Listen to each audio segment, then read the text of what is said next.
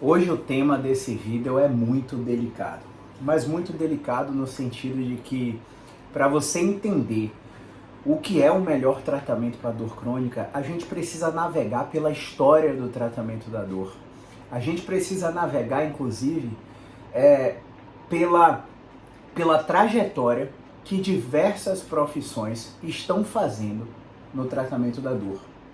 Então, vamos imaginar um seguinte cenário de um paciente que fez cirurgia, continuou com dor e escolheu fazer academia, fazer o pilates, fazer hidroginástica, fazer hidroterapia, fazer qualquer tratamento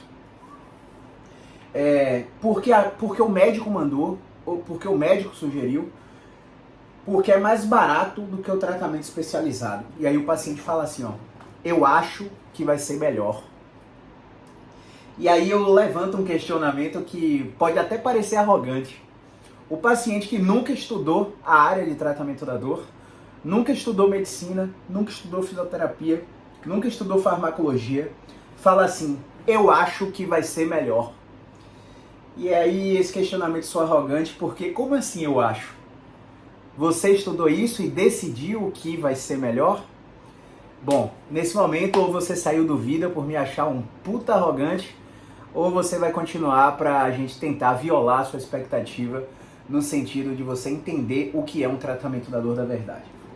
Um tratamento da dor de verdade. Bom, existem esses pacientes que fazem 3, 4 cirurgias e continuam com dor e têm 3 anos de dor, 6 anos de dor, 10, 15 anos de dor. Existem esses pacientes que passam por ortopedistas, por neurocirurgiões, por médicos da dor, anestesiologistas, reumatologistas, fisiatras, geriatras. E esses médicos, no soar de uma grande ignorância, dizem o que eles têm que fazer na fisioterapia. Recomendam pilates, RPG, hidroginástica, como eu falei. Acontece que eu vou fazer uma analogia aqui agora para você entender por que eu preciso passar pela história de diversas profissões. Na fisioterapia, em específico, nós passamos por uma trajetória onde concentrávamos o tratamento, a avaliação e o tratamento da dor, baseado no modelo que a gente chama patoanatômico. O que quer dizer isso? Eu faço uma imagem do seu ombro, da sua coluna, encontro uma tendinite, bursite, uma hérnia de disco, uma síndrome do impacto, uma artrose, e digo para você que está doendo por causa disso. Durante anos da história do tratamento da dor, médicos e fisioterapeutas se baseavam no modelo patoanatômico para tratar diversas condições dolorosas. O tempo foi passando e fisioterapeutas evoluíram do modelo patoanatômico para um outro modelo que também vai ser erradicado no tratamento da dor, que é o modelo cinesiopatológico. Eu te explico aqui agora. O modelo cinesiopatológico diz assim, ó, você está com dor no ombro, tem alguma coisa, alguma articulação mexendo de forma equivocada, algum músculo tenso, e é por isso que dói. E faz muito sentido para o paciente escutar isso. Minha escápula está movendo errado, por isso meu ombro dói. Meu joelho está rodando interno, meu joelho está indo para dentro, está fazendo colapso medial, está entrando, por isso meu joelho dói, faz muito sentido. Minha coluna está movendo de forma equivocada, tem um músculo muito tenso. Isso faz muito sentido, mas muito sentido mesmo. Só que qual que é o grande lance? O grande lance, pessoal, é que todos esses paradigmas já caíram por terra. Hoje, a gente trabalha com uma abordagem inativa, uma abordagem multidimensional biopsicossocial, onde a gente precisa analisar o contexto desse paciente. Analisando o contexto desse paciente, esse paciente vai ser muito bem assessorado, porque é um cara que está com dor na coluna, mas acabou de ficar desempregado, e a esposa em casa não trabalha para cuidar dos filhos, e isso foi um acordo entre eles. Só que o tempo foi passando e a esposa, por cuidar dos filhos, acabou não se capacitando em nada, abandonando a faculdade, e hoje eles têm um big problem, um grande problema financeiro, entende? Então, o contexto interfere diretamente no sistema nervoso central, que perpetua o quadro de dor. E aí você está olhando para o exame de imagem, vendo a hérnia de disco, olhando para uma perna que está com dor irradiada e falando assim, é por isso que dói. E o paciente fica, não, tá bom, e aí, o que é que eu faço para tratar? Vamos mobilizar seu nervo, vamos estabilizar sua coluna, vamos tomar um remédio anti-inflamatório, que é um outro mito absurdo na área de tratamento da dor. Anti-inflamatório não ajuda em nada na dor crônica, pelo contrário, só atrapalha, porque ele inibe a cascata de neutrófilos, e quando a gente compara os pacientes com dor na coluna que fizeram anti-inflamatórios que não fizeram, os que não fizeram anti-inflamatório acabam melhorando de forma maior e mais rápida do que quem tomou anti-inflamatório. O anti-inflamatório, na verdade, ele vai combater vários fatores imunológicos. O anti-inflamatório, na verdade, ele vai inibir a agregação plaquetária. E ao inibir a agregação plaquetária, esse anti-inflamatório ele vai prejudicar a liberação de colágeno para aquela região, de elastina, de fibronectina, além de mascarar o seu sintoma, fragilizar articulações, ligamentos e tendões, e você vai agir como se não tivesse com dor por causa dessa mascaração do sintoma. Mas enfim, o tema do vídeo são pacientes que fazem cirurgia e continuam com dor e decidem arbitrariamente que RPG é melhor, que Pilates é melhor, que vai fazer hidroginástica porque acham melhor do que o tratamento especializado em dor. E aqui eu quero convidar vocês para uma reflexão em outra área profissional, na área da psicologia. As terapias cognitivas comportamentais passaram por diversas ondas, né? E entre a primeira, segunda, terceira onda, muitos falam em quarta onda, as terapias cognitivas comportamentais vêm evoluindo, e um cara muito gigante, né? O Steven Hayes, ele começou a falar em terapia de aceitação e compromisso, rei. E alguns autores, assim como o Reis também, começaram a falar de terapias baseadas em processos, velho. E para traduzir isso para você que é leigo na área da psicologia, basicamente é uma alteração muito drástica no cuidado em saúde mental, porque eles começam não a negligenciar, mas a não tornar tão relevante os diagnósticos relacionados ao DSM, ao Manual de Diagnóstico em Saúde Mental. Olha só, até a psicologia está começando a deixar o diagnóstico de escanteio e focar em uma análise funcional, em uma situação que é prévia ao comportamento, que pode ser protetor e pode estar desencadeando dor. Por que aquele comportamento se mantém e não por causa de uma psicopatologia, de algum diagnóstico? Então, até na psicologia eles estão trabalhando com isso. Na fisioterapia não é diferente.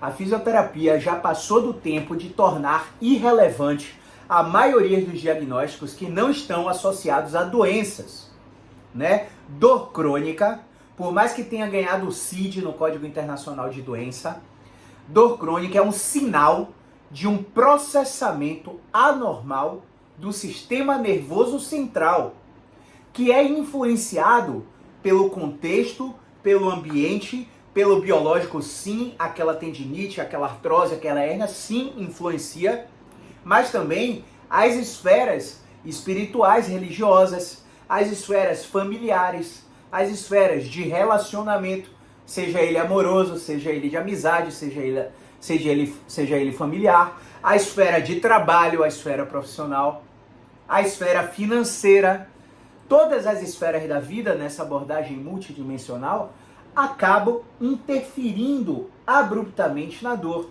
Então, se você, por exemplo, desencadeou uma dor há 40, 60, 90, 200, 365 dias, e essa dor não está melhorando com injeção, não está melhorando com remédio, não está melhorando com anti-inflamatório, analgésico, antidepressivo, opioide, você está tomando indutor do sono porque a dor atrapalha você a dormir, você precisa entender que a gente precisa olhar para o seu contexto, para os comportamentos que você está tendo, que fatalmente estão fazendo a sua dor se perpetuar. Eu sei que você ouvir de mim falar um negócio desse pode parecer simples, mas não é. nem tudo que vocês deveriam falar para os seus terapeutas, sejam eles médicos, psicólogos ou fisioterapeutas, vocês falam. Primeiro, porque existe uma omissão natural na abertura da nossa vida para um cara que é desconhecido. Isso é natural do ser humano. Segundo, porque muitas vezes o profissional da saúde, ele não é treinado para fazer questionamento reflexivo, para fazer questionamento socrático, traduzindo, fazer perguntas com intenção para extrair o que a gente precisa para melhorar a dor crônica do paciente. Dito tudo isso, é muito provável que você precise alinhar sua expectativa, porque uma dor crônica que já passou de 3 meses, ela não vai melhorar rápido. Eu, Caio, nem nenhum profissional que eu conheço que trabalha com a mesma metodologia que eu, nós não somos milagreiros. Nós tampouco somos curandeiros. Falar nisso, curandeirismo é crime no Brasil, e se algum profissional está te vendendo um tratamento rápido de 4, 6 sessões e prometendo cura para você, ele está cometendo um crime no Brasil, segundo o Código Penal brasileiro. Curandeirismo é crime no Brasil. Nós trabalhamos com controle da dor, e o controle da dor, ele é mediado pelo nosso estilo de vida. Então, a gente vai mexer no cálculo da sua hidratação, a gente vai mexer no cálculo da sua atividade física na prescrição de exercício, a gente vai mexer em fatores que influenciam na sua saúde mental, não para tratar ansiedade ou depressão, isso aí é com psicólogo, isso aí é com psiquiatra, mas para tratar, por exemplo, cinesiofobia, medo irracional do movimento que você acha que está te lesionando. Entende? Hoje eu tive uma experiência com minha mãe, né? Minha mãe estava com a dor e estava muito ansiosa. E aí ela falou para mim, Caio, faz aquele negócio na minha cabeça que eu gosto. Sabe o que é isso?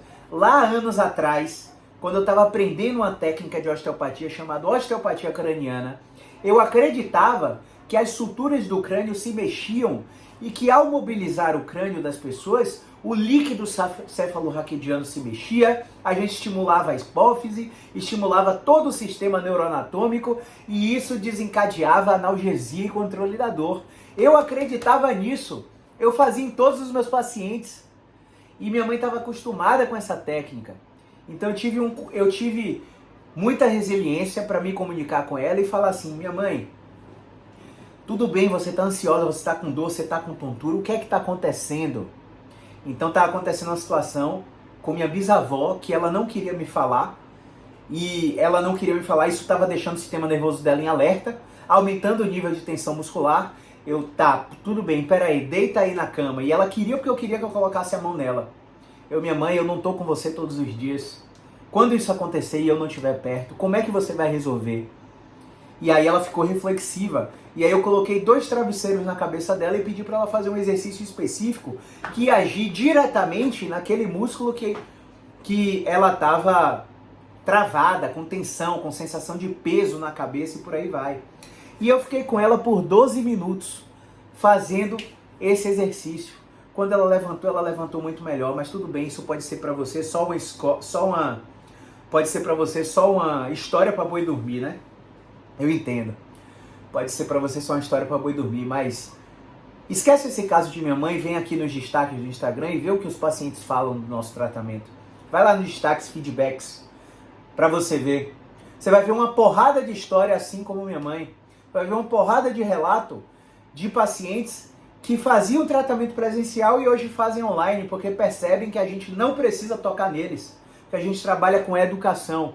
Então, assim, quem sabe o que é melhor para você no seu tratamento para dor é o fisioterapeuta. O médico vai te diagnosticar e te passar o remédio. E talvez um procedimento, talvez uma cirurgia. O fisioterapeuta vai dar seu próprio diagnóstico e vai te passar o tratamento da fisioterapia. Não aceite que um médico, porque é seu conhecido, porque é seu familiar, diga você precisa de RPG, você precisa de Pilates.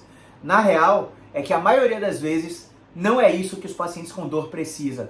Isso aí a gente só recomenda quando o paciente está de alta. Então, se você gostou desse vídeo, curte, comenta, compartilha, se inscreve no canal, assina as redes sociais, TikTok, Twitter, Instagram e acompanhe mais conteúdos como esse. Um grande abraço, movimento é vida!